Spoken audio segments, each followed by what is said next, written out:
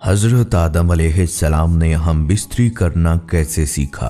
बिस्मिल्लाहिर्रहमानिर्रहीम। अस्सलामु अलैकुम। प्यारे दोस्तों, सोचिए दुनिया की इब्तदा में जब हजरत आदम अलैहिस्सलाम और हजरत हव्वा अलैहिस्सलाम को जमीन पर उतारा गया तो इंसान की नस्ल कैसे आगे बढ़ी। क्या आप जानते हैं कि अज़दवाजी ताल्लुकात का पहला तरीका कैसे मुतारिफ हुआ और बीबी हव्वा अलैहिस्सलाम कितनी बार हामिला हुई। बल्कि सबसे चौंका देने वाला सवाल ये है कि हजरत आदम अलैहिस्सलाम के बेटे ने अपनी बहन से शादी की और क्या यही अमल इंसान की नस्ल की बुनियाद बना। इन सब सवालात की हकीकत क्या है, आज की वीडियो में हम कुरान और हदीस की रोशनी में इन तमाम सवालात के जवाबात तलाश करेंगे। बल्कि इस वीडियो में आप ये भी जानेंगे कि औरतों को हैज और बच्चा पैदा करने की सजा क्यों मिली। तो हमारे साथ जुड़े रहिए, क्योंकि ये वीडियो ना सिर्फ आपके इल्म में इजाफा करेगी बल्कि आपको हैरत और ईमान की एक नई दुनिया में ले जाएगी।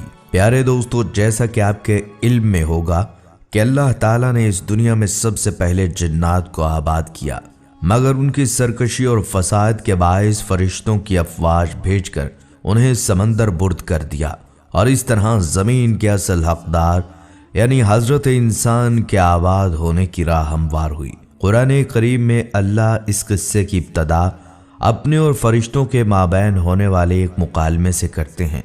जब अल्लाह ऐलान करते हैं, मैं ज़मीन में अपना खलीफा यानी नायब बनाने वाला हूँ, फरिश्ते जवाब में फरमाते हैं, क्या तू ज़मीन में ऐसा नायब बनाना चाहता है जो फसाद फैलाए और खून बहाए। हालांकि हम तेरी हम्द के साथ तस्बीह और तेरी पाकी बयान करते हैं। जवाब में अल्लाह ताला ने फरमाया, मैं जो कुछ जानता हूँ वो तुम नहीं जानते। फिर खनखनाती मट्टी से एक पुतला बनाया जाता है और फरिश्तों को इस बात का भी हुक्म दिया जाता है, जब मैं इसे मुकम्मल कर लूँ और सवार लूँ और इसमें रूह फूंक दूँ तो तुम इसके सामने सजदा रेज़ हो जाना। हज़रत अब्दुल्ला इब्न अब्बास से मरवी है कि जब अल्लाह ने हज़रत आदम अलैहिस्सलाम को बनाने का फैसला किया तो फरिश्तों को हुक्म हुआ कि ज़मीन से मट्टी लाओ। पहले हज़रत जिब्राईल अलैहिस्सलाम फिर हज़रत मीकाईल अलैहिस्सलाम गए, मगर ज़मीन उनसे कहती है, मैं अल्लाह की पनाह में आती हूँ कि तू मुझ में से कुछ कम करे या मुझे नुकसान पहुँचाए। दोनों आकर अल्लाह पाक को बताते हैं। आखिर में हज़रत इज़राईल अलैहिस्सलाम जाते हैं और ज़मीन की उसी बात का जवाब कुछ यूँ देते हैं कि मैं भी अल्लाह की पनाह मांगता हूँ कि उसके दिए हुए हुक्म की बजावरी ना करूँ। फिर मुख्तलिफ रंगों की मट्टी लाकर हाजिर करते हैं। इस मुख्तलिफ रंग की मट्टी से इंसान की तख्लीक दरअसल ज़ात पात और रंगो कौम के बनाए हुए असूलों की सख्त नफ़ी करती है और इस बात की गवाही देती है कि अल्लाह के नज़दीक तुम में से बेहतरीन तकवा वाले हैं, ना कि अजमी या अरबी। रवायात में आता है वो पुतला काफ़ी अरसे तक बेजान पड़ा रहा। इब्लीस जब वहाँ से गुजरता तो उससे मुखातिब होकर कहता, तुम एक अजीम काम के लिए पैदा किए गए हो। फिर जब मुसव्वरे कायनात इंसान का ह्यूला मुकम्मल कर लेते हैं और खाक के पुतले में रूह डाल दी जाती है तो हज़रत आदम अलैहिस्सलाम की तख्लीक मुकम्मल होती है। जब आपके अंदर रूह फूंकी गई तो आपको होश आते ही एक छींक आई। फरिश्तों ने आपसे कहा, कहो अल्हम्दुलिल्लाह, और आपके अल्हम्दुलिल्लाह के जवाब में अल्लाह ताला फरमाते हैं कि तुम पर अल्लाह का रहम हो। फिर आपको हुक्म हुआ कि जाकर फरिश्तों से मिलो। फरिश्तों ने आपको देखकर अस्सलामु अलैकुम कहा तो अल्लाह पाक ने फरमाया, ए आदम, ये आज से तुम्हारे तस्लीमात हैं। यूं दो अहम सबक इंसान को आसमानों पर ही सिखा दिए जाते हैं। एक ये कि जैसे इब्तदा में ही एक नाखुशगवार कैफियत का सामना करना पड़ा छींक की सूरत में, इसी तरह तुम्हारी ज़िंदगी में हर किस्म के मसाइब आएंगे जिनके जवाब में सब्र के साथ अल्लाह की सना और शुक्रगुजारी की रवश इख्तियार करनी है। इसी तरह ये भी सिखाया गया कि बाकी नौ के साथ कैसे ताल्लुक़ रखना है। ये शुरू में ही बता दिया गया कि ए बनी आदम, तुम अमनो सलामती फैलाने के लिए भेजे गए हो, इसलिए तुम्हारे इब्तदाई कलाम हमेशा सलाम पर मबनी होने चाहिए। इसके बाद अल्लाह ताला ने हज़रत आदम अलैहिस्सलाम को अशिया के नाम सिखाए और फरिश्तों के सामने उन्हें हाजिर करके फरिश्तों से उनका नाम पूछा। फरिश्ते कहते हैं, ए पाक रब, तू पाक है, इस बारे में हमारा इल्म कुछ नहीं। हमें तो बस उतना ही मालूम है जितना इल्म तूने हमें अता किया। फिर हज़रत आदम अलैहिस्सलाम से पूछा जाता है तो वो झट से नाम बता देते हैं। अब बारी ताला फरिश्तों को मुखातिब करके कहते हैं, क्या मैंने नहीं कहा था कि मैं वो जानता हूं जो तुम नहीं जानते। फिर सबको हुक्म हुआ कि आदम के सामने सजदे में गिर पड़ो, और तमाम फरिश्ते सजदे में गिर पड़ते हैं सिवाय इब्लीस के। इब्लीस के बारे में हम वाकिफ़ हैं कि ये दरअसल जिन्नात में से था, जो अपने ज़ुहद व इबादत की बुनियाद पर एजाज़ी तौर पर फरिश्तों वाले काम पर फाइज हो गया था। इस बागी हरकत पर अल्लाह ताला इब्लीस से दरियाफ्त फरमाते हैं कि तुम्हें यह सजदा ना करने से किस चीज़ ने रोका है। तो वो मलऊन कहने लगा, मैं इंसान से बेहतर हूँ। ऐ रब, तूने मुझे आग से बनाया और इस इंसान को मट्टी से। लम्हा भर का तकब्बर, वो भी खालिक़ कायनात के सामने उसके तमाम किए कराए पर पानी फिर गया और वो अपने मनसब से फारिग और दरबार से निकाल दिया गया। बारी ताला का हुक्म हुआ, तू उतर यहाँ से, तो इस लायक नहीं कि तकब्बुर करे, बस बाहर निकल, तू जलील है। तो वो मलऊन रोज़े क़यामत तक की मोहलत यानी ज़िंदगी मांगता है जो उसे दे दी जाती है। फिर अपनी मोहलत मांगने की वजह बयान करते हुए कहता है कि चूंकि तूने मुझे गुमराह किया है, मैं भी लोगों के लिए तेरी सीधी राह पर बैठूंगा, फिर उन पर आऊँगा, उनके सामने से, उनके पीछे से, उनके दाएं से और उनके बाएं से, और तू उनमें से अक्सर को शुक्रगुजार न पाएगा। यूं शैतान दरबार से निकाला जाता है और उधर हक ताला हज़रत आदम अलैहिस्सलाम की नस्ल से तमाम आने वाली बनीनो इंसान की अरवाह को जमा करके अहद लेते हैं, क्या मैं तुम्हारा रब नहीं हूँ। हम सब ने उस सवाल का जवाब यक जुबां होकर दिया था, क्यों नहीं ए रब, हम इस बात पर गवाह हैं। उस वक्त हज़रत आदम अलैहिस्सलाम तमाम इंसानों को देखते हैं। उन्हें आने वाले अंबिया की अरवाह अलग से चमकती हुई दिखाई देते हैं, मगर आपको इस बात पर हैरानी होती है कि तमाम इंसान एक जैसे नहीं, अपने रंगो रूप और नस्ब में सब अलग हैं। वो बारी ताला से दरियाफ्त करते हैं कि ए अल्लाह, तूने सबको यकसा क्यों नहीं बनाया। जवाब आता है, क्योंकि मुझे अपने बंदों की तरफ से शुक्रगुजारी बहुत अजीज है। जन्नत में कुछ अरसा क़याम के बाद हज़रत आदम अलैहिस्सलाम को एक खलिश महसूस होने लगती है। फरिश्ते तो हर दम रब की सना में मशगूल होते हैं। अब आप क्या करें। एक इल्मुल अस्मा आपको अता हो चुका, मगर इस इल्म की बाबत तो फरिश्ते कुछ नहीं जानते। किससे गुफ्तगू करें, कहाँ करार पाएं। एक दिन सोकर उठते हैं तो अपने सामने एक अपनी हम नौ औरत को पाते हैं जो उनकी पसली से पैदा शुदा थी। पूछते हैं, तुम कौन हो। वो कहने लगी, औरत। फिर पूछा, तुम्हारी तख्लीक का मकसद क्या है। तो कहने लगी, ताकि तुम मेरे अंदर करार पाओ। अब फरिश्ते हज़रत आदम अलैहिस्सलाम से पूछते हैं कि ए आदम, इस औरत का नाम क्या है। तो आप कहते हैं हव्वा, बमानी जानदार। पूछा क्यों। तो कहने लगे, क्योंकि ये एक जानदार शय से तख्लीक हुई है। इससे हमें अंदाज़ा होता है कि मर्द और औरत के जोड़े की तख्लीक का मकसद आपस में अमनो आतशी के साथ एक दूसरे के अंदर सुकून और करार पाना है। ये नहीं कि हर दम ताकत के हसूल की कशमकश में आपस में लड़ते रहें। बल्कि दोस्तों, यहाँ ये बात भी जान लीजिए कि आदम अलैहिस्सलाम ने हम बिस्तरी करना कैसे सीखा।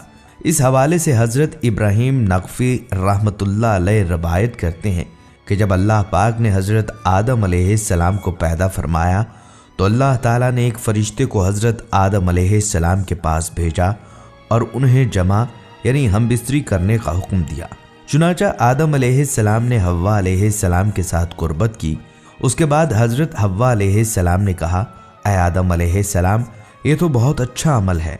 लेकिन प्यारे दोस्तों, इस रवायत की सेहत के बारे में हमें कोई इत्तला नहीं मिली कि ये दुरुस्त है या नहीं। बाज़ दीगर रवायात में इस वाक़े को कुछ इस तरह से बयान किया गया है कि जब अल्लाह ताला ने आदम अलैहिस्सलाम और हज़रत हव्वा अलैहिस्सलाम को शजरे ममनुआ का फल खाने की वजह से ज़मीन पर उतारा तो वो एक अरसे से काफ़ी अरसा तक जुदा रहे। हज़रत आदम अलैहिस्सलाम की मोहब्बत और अपनी इज्तिहादी ख़ता पर बहुत ज़्यादा नादम रहते और रोते थे। उनके रोने की शिद्दत की वजह से एक दिन हज़रत जिब्राईल अलैहिस्सलाम ने अल्लाह पाक की बारगाह में उनकी सिफारिश की। अल्लाह ताला ने आदम अलैहिस्सलाम के दिल में तौबा का तरीका डाला। चुनाचा आदम अलैहिस्सलाम ने अल्लाह की बारगाह में तौबा की और अल्लाह की बारगाह में निहायत आजिज़ी और नदामत के साथ ये दुआ की जो कुरान करीम में यूं बयान हुई है, ऐ अल्लाह, ऐ हमारे रब, हमने अपनी जानों पर जुल्म किया और अगर तू हमें माफ़ नहीं करेगा और हम पर रहम नहीं फरमाएगा तो हम यकीनन नुकसान उठाने वालों में से हो जाएंगे। दोस्तों, अल्लाह ताला ने उनकी तौबा को कबूल फरमा लिया। इसके बाद हज़रत जिब्राईल अलैहिस्सलाम ने हज़रत आदम अलैहिस्सलाम को खुशखबरी सुनाई और उन्हें मक्का मुकरमा ले गए, जहां आदम अलैहिस्सलाम ने अल्लाह के घर काबा की बुनियाद रखी और हिजर अस्वद को नस्ब किया। इसके बाद अरफात के मैदान में आदम अलैहिस्सलाम और हज़रत हव्वा की मुलाकात हुई। वक्त और हालात की तब्दीली की वजह से वो दोनों एक दूसरे को पहचान न सके। तब हज़रत जिब्राईल अलैहिस्सलाम ने दोनों का तारुफ करवाया। प्यारे दोस्तों, चूँकि जन्नत में आदम अलैहिस्सलाम और हज़रत हव्वा को कुर्बत करने से मना किया गया था, इसलिए ज़मीन पर आने के बाद वो एक दूसरे से अलहदा सोया करते थे। फिर एक दिन अल्लाह ताला ने हज़रत जिब्राईल अलैहिस्सलाम को हुक्म दिया कि आदम अलैहिस्सलाम को हज़रत हव्वा के करीब होने और हम बिस्तरी के आदाब सिखाएं। लिहाजा हज़रत जिब्राईल अलैहिस्सलाम ने हज़रत आदम अलैहिस्सलाम को ये आदाब सिखाए और अल्लाह के हुक्म पर अमल करते हुए उन्होंने हज़रत हव्वा से कुर्बत की। हज़रत आदम अलैहिस्सलाम ने हज़रत जिब्राईल अलैहिस्सलाम को बताया कि उन्होंने अपनी बीवी को बहुत अच्छा पाया। इस वाक़े के बाद हज़रत हव्वा से नस्ल इंसानी की इब्तदा हुई। प्यारे दोस्तों, एक रिवायत में ये भी आता है कि जब हज़रत हव्वा को पैदा किया गया तो हज़रत आदम अलैहिस्सलाम ने उनकी तरफ मीलान करना चाहा और इरादा फरमाया कि दस्ते मोहब्बत बढ़ाएं। तो फरिश्तों ने कहा, ऐ आदम, ठहर जाओ, पहले महर अदा करो। आपने फरमाया, वो महर क्या होता है? फरिश्तों ने कहा, महर ये है कि तुम नबी सल्लल्लाहु अलैहि वसल्लम पर दरूद पढ़ो। एक रवायत में है कि 3 दफ़ा और एक मरतबा में 70 मरतबा दरूद पढ़ने का हुक्म दिया गया। यानी इस मसला में इत्तफाक है कि आदम अलैहिस्सलाम का महर यही था कि वो नबी सल्लल्लाहु अलैहि वसल्लम पर दरूद पाक पढ़ें। आपने दरूद पढ़ा और फरिश्तों की गवाही से निकाह हुआ। इससे ये भी पता चलता है कि बेशक नबी सल्लल्लाहु अलैहि वसल्लम हर मौजूद चीज़ के लिए वसीला हैं, यहाँ तक कि आप अपने बाप आदम अलैहिस्सलाम का भी वसीला हैं। दोस्तों, यहाँ मज़ीद ये रवायत भी जान लीजिए कि आदम अलैहिस्सलाम 100 साल या 60 साल जन्नत में रहे। इस अरसे में दोनों पर जन्नत के किसी भी हिस्से में जाने पर कोई पाबंदी न थी सिवाय शजरे ममनुआ के।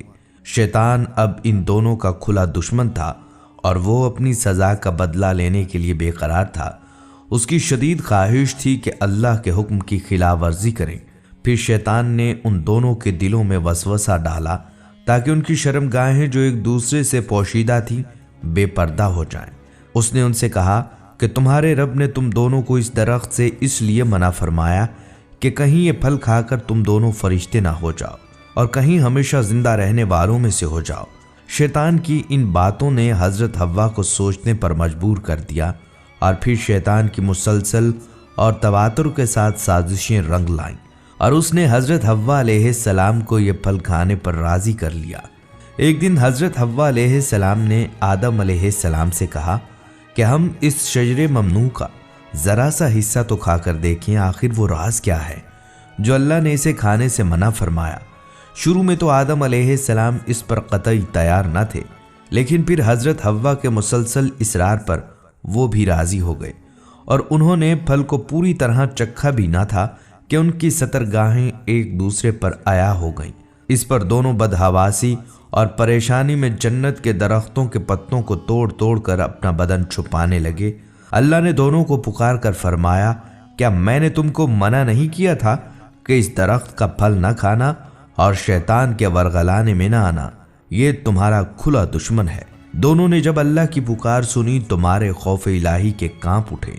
नहायत लाचारी और आजिज़ी से अपनी खता पर नादम और शर्मिंदा होते हुए बारगाहे खुदाबंदी में अर्ज़ किया, ऐ हमारे रब, हम दोनों से बहुत बड़ी गलती हो गई। अब अगर आपने हम पर रहम न किया और माफ़ न फरमाया तो हम बर्बाद हो जाएंगे। अल्लाह ताला ने फरमाया कि अब तुम दोनों एक ख़ास मुद्दत तक ज़मीन पर रहोगे जहाँ तुम एक दूसरे के दुश्मन होगे और वहां तुम्हें मरना है और फिर उसी में पैदा होना है। चुनाचा दोनों को जमीन की तरफ रवाना कर दिया गया। रवायत में है कि हजरत आदम अलैहिस्सलाम को हिंद और हजरत हव्वा अलैहिस्सलाम को जद्दा और इब्लीस को बसरा से चंद मील के फासले पर बमस्ती नाम के मुकाम पर उतारा गया। हजरत सदी रहमतुल्लाह अलैह फरमाते हैं कि जब हजरत आदम अलैहिस्सलाम को हिंद के मुकाम पर उतारा गया तो उनके पास हिजर अस्वद था और जन्नत के दरख्तों के पत्तों की एक मुट्ठी भर थी। फिर हजरत आदम अलैहिस्सलाम ने उन पत्तों को ज़मीन पर फैला दिया और ये खुशबूदार दरख्त उन पत्तों ही की पैदावार हैं। हजरत इब्ने अब्बास से मरवी है कि जिब्राईल अलैहिस्सलाम हजरत आदम अलैहिस्सलाम के पास आए और गंदम के 7 दाने साथ लाए। हजरत आदम अलैहिस्सलाम ने पूछा कि ये क्या है। हजरत जिब्राईल ने अर्ज़ किया, ये उस दरख्त का फल है जिससे आपको रोका गया था, लेकिन आपने तनावुल कर लिया। अर्ज़ किया, इनको ज़मीन में बो दीजिए। हजरत आदम अलैहिस्सलाम ने बो दिया और वो दाने वज़न में इस दुनिया के दानों से लाख दर्जे ज़्यादा था। वो दाने आगे हजरत आदम अलैहिस्सलाम ने फसल काटी, फिर दानों को भूसे से जुदा किया, फिर सफाई की, उसे पीस कर आटा गूंधा और रोटी पकाई। इस तरह मेहनत और मुशक्क़त के बाद उसे खाया। अब सवाल जो दर हकीकत था कि हजरत हव्वा कितनी बार हामला हुई और उन्होंने कितने बच्चों को जन्म दिया, इसी बारे में आया है कि आदम अलैहिस्सलाम और हजरत हव्वा जन्नत में नाजो नेमत में थे, लेकिन इब्लीस जो कि सांप के मुंह से बोलता था, उसने मोर की मदद से उनको धोखा दिया और ममनुआ फल को पहले हव्वा और फिर उसके बाद आदम ने खाया। रिवायत में है कि जब तक आदम का अकल सालिम था उसने ये ममनुआ फल नहीं खाया। उसके बाद हव्वा ने आदम को शराब पिलाई और फिर उसे दरख्त के पास ले गई और फिर उसे ममनुआ फल खाने के लिए कहा। यानी ये मुख्तलिफ किस्म की रवायतें हैं। आदम और हव्वा अम्र इलाही की मुखालफत और ममनुआ फल खाने के बाद जन्नत से बाहर निकाले गए। मुस्तहिक सज़ा के अलावा हव्वा को और इसके बाद दूसरी औरतों को बहुत सी सज़ाएं जैसा कि माहवारी, हमल, ज़िचकी का दर्द और दीगर बीमारियां वगैरह पैदा हुईं। जन्नत से निकाले जाने के बाद आदम अलैहिस्सलाम हिंदुस्तान और हज़रत अम्मा हव्वा जद्दा में उतरीं और तौबा के बाद अरफात के मुकाम पर एक दूसरे से मुलाकात की। उन्होंने हज किया। उन्होंने हज के बाज़ आमाल को बजा लाया और हव्वा को पहली बार माहवारी हुई। हज़रत आदम अलैहिस्सलाम ने ज़मीन पर अपने पाँव मारे और आबे ज़मज़म जारी हुआ और हव्वा अलैहिस्सलाम ने उस पानी से गुस्ल किया। अम्मा हव्वा के बारे में रवायत आती है कि वो 20 बार हामला हुई और उन्होंने 40 बच्चों को जन्म दिया। आपकी वफ़ात हज़रत आदम अलैहिस्सलाम के 1 साल बाद हुई और उन्हें हज़रत आदम अलैहिस्सलाम के साथ ही दफन किया गया। हज़रत हव्वा के दफन के बारे में जो इख्तलाफात सामने आते हैं, उनमें से बाज़ ने कहा है कि हव्वा जद्दा में उतरी और वहीं पर दफन हुई और एक कौल के मुताबिक उसे इसीलिए जद्दा का नाम दिया गया। ज़ाहिरन हव्वा का पहला मकबरा ईरानियों ने बनाया। सऊदी अरब की हुकूमत ये मकबरा मस्मार किया। बाज़ तारीखी रवायात के मुताबिक बीबी हव्वा मक्का मुकरमा में वाक़े कोहे अबू कैस के गार और आदम अलैहिस्सलाम के साथ दफन हुई। अब इन तमाम वाक़यात में सच्चाई और हकीकत को तो तारीख के माहिरीन ही बता सकते हैं। प्यारे दोस्तों, सबसे चौंका देने वाला एक सवाल कि हज़रत आदम अलैहिस्सलाम के बेटे ने अपनी बहन से शादी की और क्या यही अमल इंसान की नस्ल की बुनियाद बना। तो इस हवाले से सबसे पहले तो ये बात याद रखें कि औलाद आदम की सही तादाद किसी नस से साबित नहीं। अहले तवारीख के अक़वाल इस बाबत से मुख्तलिफ हैं। हज़रत आदम अलैहिस्सलाम की ज़ौजा हज़रत हव्वा जब भी हामला होती थीं तो एक बेटे और एक बेटी को एक साथ जन्म देती थीं। ये दोनों आपस में हकीकी बहन भाई कहलाते थे। इसमें मनाक़हत हराम थी। दूसरे बतन की औलाद पहले के लिए चच्चा की औलाद के हुक्म में होती थी, इसलिए हर बतन की मादा को दूसरे बतन के नर से शादी की इजाज़त होती थी। काबिल जिस लड़की के साथ निकाह करना चाहता था वो असूल मज़कूर की रोशनी में हाबिल की बनने वाली थी। काबिल से उसकी शादी जायज़ नहीं थी।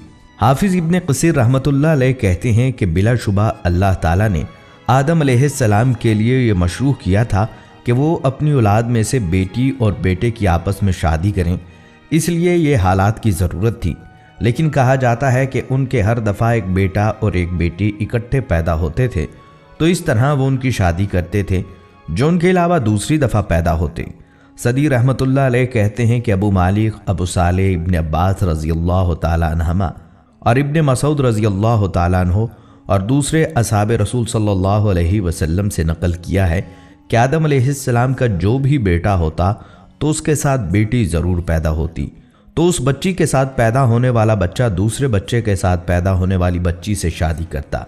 हज़रत आदम अलैहिस्सलाम को कितने अरसे बाद औलाद हुई थी हमें मालूम नहीं। हाँ, अलबत्ता ये अवाम में मशहूर है कि एक औलाद सुबह होती और एक शाम को होती थी। तफसीर मजहरी में नकल किया गया है कि हज़रत हव्वा के बतन से हज़रत आदम अलैहिस्सलाम की 40 औलादें हुईं और हज़रत आदम अलैहिस्सलाम के इंतकाल तक पोते और पड़पोते वगैरह मिलाकर उनकी कुल 40,000 औलादें हो चुकी थीं और एक बतन से 2 औलादें होती थीं, एक लड़का और एक लड़की, और एक बतन के दूसरे लड़के का दूसरे बतन की लड़की से निकाह होता था। औलाद आदम के बारे में जरीर तिबरी अपनी तारीख में 3 तशरीहें लिखते हैं। नंबर 1, बेटे और बेटियों पर मुश्तमिल 120 फर्जंद। नंबर 2, 40 बेटे और बेटियां। नंबर 3, 25 बेटे और 4 बेटियां। काजी नासरीन बयाज़वी निज़ामुत तवारीख में लिखते हैं, इस यानी हव्वा ने 120 बतन से फर्जंदों को जन्म दिया और काबिल चौथे बतन का बेटा था। हाबिल के हलाक होने के 5 साल बाद एक बतन से आदम का एक बेटा पैदा हुआ और उनके हमरा बेटी नहीं थी। उसका नाम शीस रखा गया था और फरमाया, वो हाबिल के बदले में एक और मुबारक बेटा है और वो पैगंबर होगा। हज़रत हव्वा अलैहिस्सलाम आदम अलैहिस्सलाम की ज़ौजा है। मुतअद्दिद आयात में हज़रत आदम और उनकी ज़ौजा का जिक्र है और ये भी साबित है कि हज़रत आदम अलैहिस्सलाम की सलीबी औलाद के दरमियान एक बतन का दूसरे बतन से निकाह जायज़ था। दुनिया में इखलाकियात के जितने भी तसव्वुरात मौजूद हैं उनमें से कोई भी ऐसा नहीं कि जो किसी हद तक इजाफी ना हो। मजहब और वही एक ज़माने तक एक इखलाकी निज़ाम कायम करते हैं और दूसरे ज़माने तक दूसरा इखलाकी निज़ाम आ जाता है। रसूल सल्लल्लाहु अलैहि वसल्लम की इखलाकी तालीमात और निज़ाम अबदी और ताक़यामत है। बाकी रही अमर वाक़या की बात तो मुफस्सिरीन मसलन इमाम इब्न कसीर ने लिखा है, हज़रत आदम अलैहिस्सलाम की औलाद जोड़ों की सूरत में पैदा होती थी। मसलन सुबह को एक जोड़ा पैदा हुआ और शाम को एक जोड़ा पैदा हुआ, तो अब सुबह को जो लड़की पैदा हुई थी उसका निकाह शाम को पैदा होने वाले लड़के से जायज़ था और शाम को जो लड़की पैदा होती थी उसका निकाह सुबह को पैदा होने वाले लड़के के साथ जायज़ था। तो ये निकाह भी मुतलक़न जायज़ नहीं था बल्कि मशरूत था और हाबिल और काबिल का झगड़ा इसी में हुआ था। ये वाक़या तब हुआ जब काबिल पैदा हुआ तो उसकी बहन भी साथ पैदा हुई जिसका नाम अक़लीमा था और उसके बाद हाबिल पैदा हुआ जिसके साथ भी एक बहन पैदा हुई। अब शरीयत के मुताबिक और कानून खुदाबंदी के मुताबिक हाबिल का निकाह अक़लीमा से होना चाहिए था जो काबिल की बहन थी, मगर काबिल एक गुनहगार शख्स था जो कानून को मानने के लिए और शरीयत को मानने के लिए तैयार नहीं था। उसकी ये ज़िद थी कि मैं अपनी बहन अक़लीमा से ही शादी करूँगा क्योंकि वो बहुत खूबसूरत है और हाबिल की बहन बहुत ही बदसूरत है। तो ये रुए ज़मीन पर पहला हसद था, बल्कि हाबिल की शादी खूबसूरत लड़की से हो जाती और काबिल के हिस्से में बदसूरत लड़की आ जाती। तो ये बेचारा हसद में जलने लगा और कहने लगा, मैं अपनी ही सगी बहन से शादी करना चाहूँगा चाहे जो भी हो जाए। मगर हाबिल उसको समझाता रहा, हत्ता कि आदम अलैहिस्सलाम ने अपने बेटे को समझाने की कोशिश की मगर ये ना माना और इसी ज़िद पर अड़ा रहा कि चाहे कुछ भी हो जाए मेरी अक़लीमा से शादी होगी। हाबिल अपना हक़ कुर्बान करने के लिए तैयार नहीं था, बल्कि वो तो शरीयत के ख़िलाफ़ अमल करने की भी इजाज़त नहीं देता था। चुनाचा उसने एक बेहतरीन हिकमत अमली इख्तियार की और कहा कि हम दोनों ये फ़ैसला खुदा पर छोड़ देते हैं कि वो हमारे दरमियान जो फ़ैसला करेगा वही हमें मंजूर होगा। चुनाचा इस तरह करते हैं कि हम दोनों एक कुर्बानी लेकर पहाड़ की चोटी पर रख देते हैं, जिसकी कुर्बानी कबूल हो गई तो उसी की बात को तस्लीम किया जाएगा। उस वक्त कुर्बानी की कबूलियत फ़ौरन बतला दी जाती थी, इस तरह कि जिस शख्स की कुर्बानी कबूल होती तो आसमान से एक आग आती थी और उस कुर्बानी को साथ ले जाती थी। चुनाचा इन दोनों ने जब इस पर अमल किया तो हाबिल की कुर्बानी कबूल हो गई क्योंकि वो शरीयत के मुताबिक बात कर रहे थे और मुखलिस और मुत्तकी और परहेजगार थे। ये सूरत हाल जब काबिल ने देखी तो उसके गुस्से और हसद की आग में मज़ीद इजाफा हुआ, क्योंकि अब तो लोग भी उसको कहने लगे थे कि तुमने खुद ही फैसला खुदा पर छोड़ा था, अब मानते क्यों नहीं हो। तो ये बहुत परेशान हुआ और सोचने लगा कि जब तक हाबिल जिंदा है तब तक मुझे अपनी मर्जी नहीं करने देगा। चुनाचा वो उसको रास्ते से हटाने की तदबीर करने लगा। अभी तक रूए ज़मीन पर कोई भी शख्स फोत नहीं हुआ था और काबिल को भी पता नहीं था कि रास्ते से हटाने के लिए कत्ल कैसे किया जाए। वो हर वक्त सोचता था कि अपने भाई को रास्ते से कैसे हटाया जाए। एक मर्तबा इसी परेशानी के आलम में जंगल में टहल रहा था। शैतान उसके सामने जानवर की शक्ल में आया और दूसरे जानवर का गला दबा दिया, जिससे वो दूसरा जानवर थोड़ी देर तड़पने के बाद मर गया और बिल्कुल बेसुध होकर पड़ गया। या बाज़ लोग इस तरह लिखते हैं कि शैतान एक इंसानी शक्ल में उसके पास आया और करीब ही खड़े जानवर के सर पर कोई चीज़ ज़ोर से मारी, जिसकी ताब ना लाते हुए वो जानवर मर गया और बेसुध होकर गिर गया। जब काबिल ने ये मंजर देखा तो उसको तरकीब समझ में आ गई। उसने कोई बहुत भारी चीज़ उठाई और हाबील को सर पर दे मारी। हाबील बेगुनाह भाई थोड़ी देर तड़पता रहा और फिर मर गया। उसका सर बुरी तरह से जख्मी होकर फट गया था। जब खून रुक गया और लाश बेसुध होकर ठंडी हो गई तो ये बड़ा परेशान हुआ कि अब इसकी लाश को क्या किया जाए, इसको कैसे ठिकाने लगाया जाए और कैसे इसको लोगों से बचाया जाए। ये एक और परेशानी उसके गले पड़ गई। फिर ये परेशानी के आलम में जंगल निकल गया कि शायद वहाँ से कोई इशारा मिल सके। चुनाचा उसने देखा एक कौवा मरा पड़ा है और दूसरा कौवा अपनी चोंच से ज़मीन में गड्ढा खोद रहा है। फिर जब गड्ढा बन गया तो मुर्दे कौवे को उसी में डालकर ऊपर से मिट्टी डाल दी। बस उस शख्स को अपने ऊपर बड़ा गुस्सा आया कि मैं इतना बेवकूफ़ हूँ कि ये छोटी सी बात मेरे जहन में ना आई। इस तरह उसको रास्ता मिल गया और उसने अपने बेगुनाह भाई और नाजायज़ कत्ल को छुपाने के लिए मैयत को दफन कर दिया। ये बात जब हज़रत आदम अलैहिस्सलाम को पता लगी तो वो बहुत परेशान हुए। और आपको एक मज़े की बात बताता चलूँ कि जब ये हज़रत आदम अलैहिस्सलाम ने इंतहाई परेशानी के आलम में आकर अम्मा हव्वा को बतलाई कि तुम्हारा बेटा हाबील कत्ल हो चुका है और वो मर गया, तो अम्मा हव्वा परेशान होने की बजाय हैरान हो गई कि मौत क्या चीज़ होती है और मर जाने से क्या होता है। तो हज़रत आदम अलैहिस्सलाम को जो वही के ज़रिए पहले ही बतला दिया गया था, उन्होंने वही बात अम्मा हव्वा को समझा दी कि अब वो ना खाएगा, ना पिएगा और ना ही कोई हरकत करेगा, बल्कि उसकी लाश क़यामत तक पड़ी रहेगी और उसको दफन कर दिया जाएगा। अब तो अम्मा हव्वा को परेशानी और बेयकीनी होने लगी कि ऐसा कैसे हो सकता है कि मैं कभी भी अपने बेटे को ना देखूं और क़यामत तक वो इसी तरह पड़ा रहेगा। उनको इस बात पर भी यकीन नहीं आ रहा था कि मेरा बेटा कैसे बेसुध होकर लाश बन गया। चुनाचा उनको यकीन दिलाने के लिए हज़रत आदम अलैहिस्सलाम अम्मा हव्वा को लेकर हाबील की कब्र पर आए और कब्र को खोल कर दिखाया। उसमें हाबील की लाश थी जिसका सर बुरी तरह फट चुका था और खून भी लगा हुआ था। अम्मा हव्वा बेहोश हो गईं और उन्होंने रोना शुरू कर दिया, मगर हज़रत आदम अलैहिस्सलाम ने उनको तसल्ली दिलाई और कहा, यही इस दुनिया का उसूल है। यहाँ पर भाई भाई के दुश्मन होंगे और हमारी औलाद में से ही कुछ लोग दुश्मनियाँ पालेंगे और एक दूसरे का कत्ल करेंगे। नाउज़ुबिल्लाह। दोस्तों, ये इस कायनात का पहला कत्ल और पहले कत्ल की वजह हसद थी। इसलिए उलमाए कराम ने लिखा है कि रहती दुनिया तक जब भी कोई शख्स किसी दूसरे शख्स को हसद की वजह से कत्ल करेगा तो उसका गुनाह काबिल के खाते में लिखा जाएगा और उसके गुनाह का कुछ हिस्सा उसको भी मिलेगा, क्योंकि उसने ये गुनाह पहली मर्तबा इस दुनिया में किया था। दोस्तों, रवायात में लिखा है कि हज़रत आदम अलैहिस्सलाम ने काबिल को कहा, तुमने बहुत बड़ा गुनाह किया है, इसका खौफ तुम पर तारी रहेगा और तुम हमेशा डरते रहोगे। चुनाचा वो इतना कमज़ोर दिल और खौफज़दा हो गया था कि लोगों से मिलने से भी डरता था और दूर दराज किसी पहाड़ी इलाके में जाकर रहता था। हर वक्त परेशानी के आलम में बैठा रहता था। फिर दोबारा शैतान इंसानी शक्ल में उसके पास आया और कहने लगा, क्या तुम्हें मालूम है कि तुम्हारे भाई हाबील की कुर्बानी कैसे कबूल हुई थी और उसको आग क्यों ले गई थी? ये बिल्कुल अनजान बनकर कहने लगा, मुझे तो कुछ इल्म नहीं। शैतान ने उसको बहकाया और सबक सिखाया कि तुम्हारा भाई आग की परस्तिश करता था। नाउज़ुबिल्लाह। उसी आग की इबादत करने की वजह से आग ने उसकी कुर्बानी को कबूल किया और तुम पीछे रह गए। अगर तुम भी उसी तरह मकबूल होना चाहते हो तो आग की इबादत शुरू कर दो। ये परेशान और होश का मारा हुआ शख्स उसी बात पर लग गया और आग की इबादत का तरीका शैतान से सीख लिया। लोग इसको देखते और पूछते, ये उनका गुरु बन जाता और उनको आग की इबादत का तरीका सिखाया करता। हत्ता कि रुए ज़मीन पर आग की पूजा करने का गुनाह भी काबिल के सर पर जाता है।